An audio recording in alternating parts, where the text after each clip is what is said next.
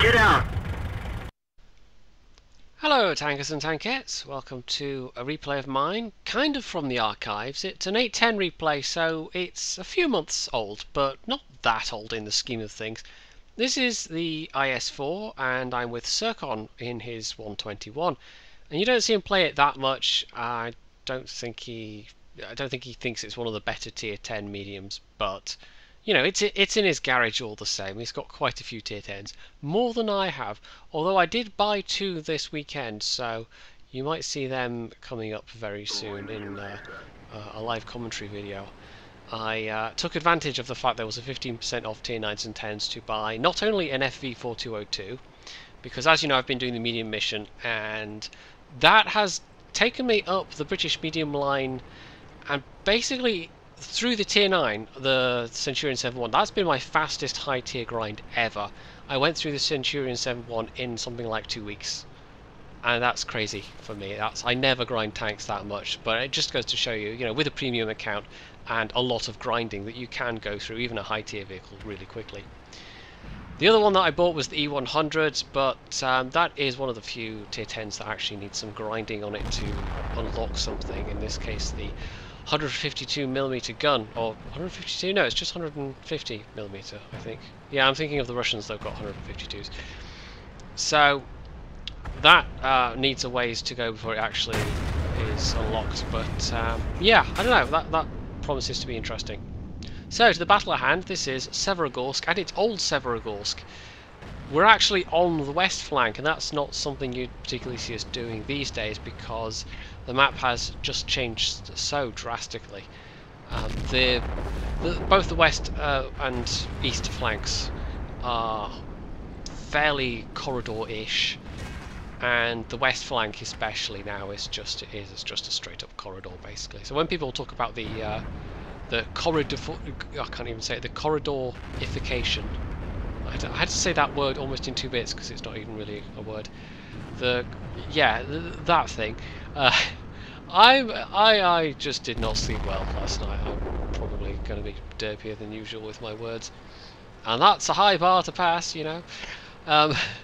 Yeah, I mean, it's not that this was a great map, but I don't know that they've really improved it that much.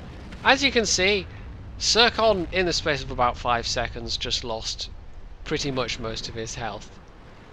So he had a fun time there. That was an interesting experience for him.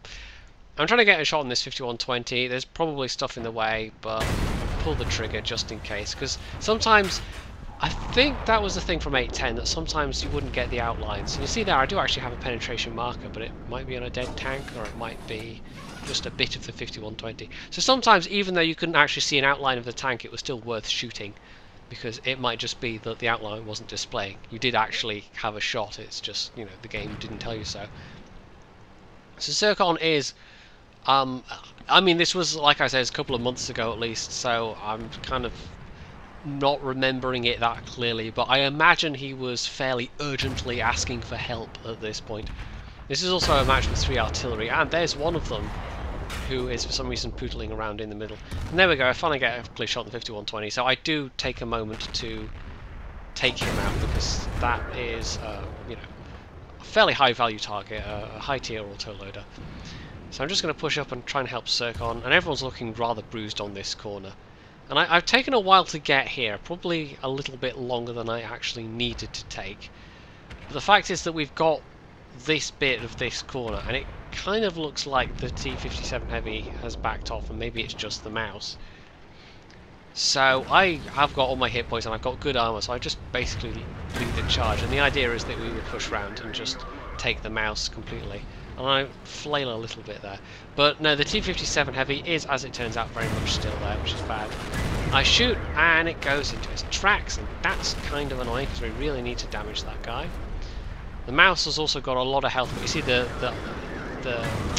E-75 has basically just parked right behind him. And there's another arty down, that's good. So the T-57 is the bigger priority, because if you start spamming heat rounds, then that could get very nasty very quickly.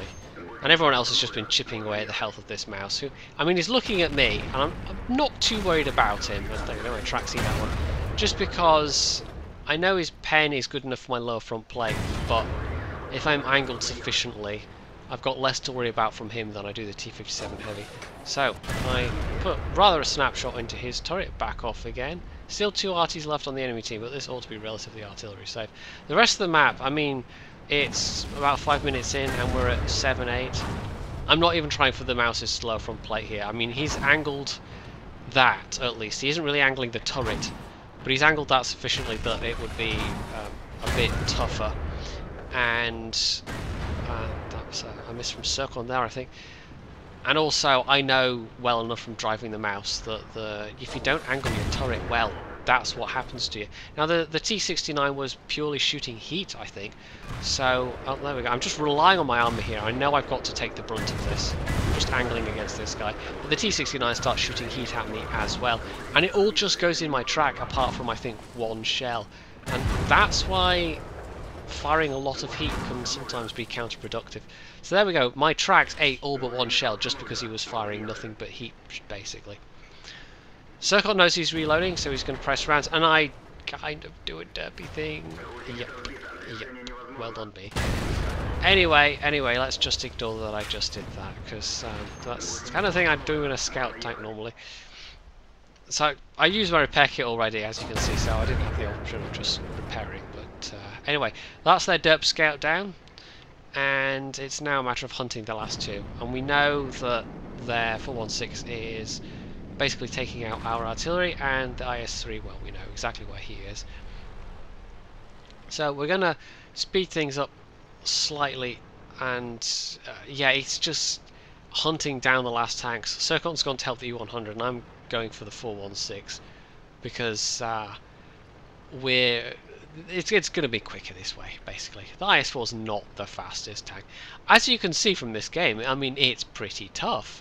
People often ask which is the better, the IS-4 or the IS-7. Well, that is, I mean, I've said similar things in the past, but that is actually the wrong question that you're asking when you ask something like that. And there he is, and I'm going to try a snapshot, but no. The question you really should be asking is which is the better one for my play style.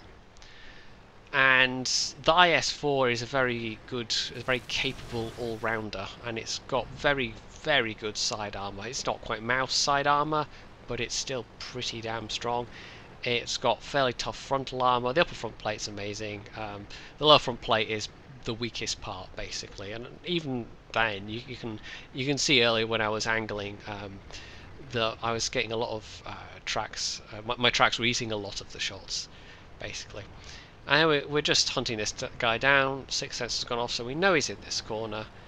And I'm going to light him up with proxy any second now. And he's really well hidden as well. You'll see that, I mean, the 416 has just got an amazing camo value just because it's such a low profile tank. And there we go, bam, bam, bam. And Circon basically did all of this with 46 hit points. So, yeah, Circon OP plus nerf. So that was a Brothers in Arms match, plus a steel wall for me. First and second place on the team. I actually did slightly more damage than Circon, but I got slightly less XP, but only by about 40. So that was nothing really. Circon also got, I'm not sure what medal he got actually. Spartan possibly. The rest of the team was alright. Our Batchat did fairly well, 4k damage. The E-100 did 3.4k damage. Of the enemy team, it was actually the 416 that did the best. I think he was a bit... I'm not quite sure what he was going on about at the end there. You know, do you use Warpack? Yes, Sixth Sense. That's the thing that you need the Warpack, the illegal Warpack mod for, right? You need that to get Sixth Sense, right? And Locastan's Minimap, that only comes with Warpack, right? Or XVM. You have to get Warpack for that, right? I know, I'm mocking this guy slightly. I don't quite know why he was going on about Warpack. But maybe he just doesn't know the mods that are available out there. I mean, despite that, despite having, you know, just slightly disparaged him in that way, he was still easily the best player on his team, so I shouldn't mock too much, really. He actually did almost as much damage as me, and more damage than Circon in a tier 8, so that's not bad going when you're bottom tier. So, yeah, the IS-4, it's a pretty tough beast, and I've played way more battles in it than the IS-7. The gun is definitely less frustrating than the IS-7, but for close-up, in-your-face combat, I think the IS-7 probably comes out ahead. There are, however, times when the IS-7's gun handling just drives me up the wall. When I don't know. I had a battle the other day where I thought, okay, it was, what was it, a pattern or something like that, and I thought, okay, now I'll go over to him, and he's alone, and I can take him, and every single shot missed at point blank range. It just missed and missed and missed, and the pattern killed me. And it was just so much RNG that I might as well have been playing artillery. It was ridiculous.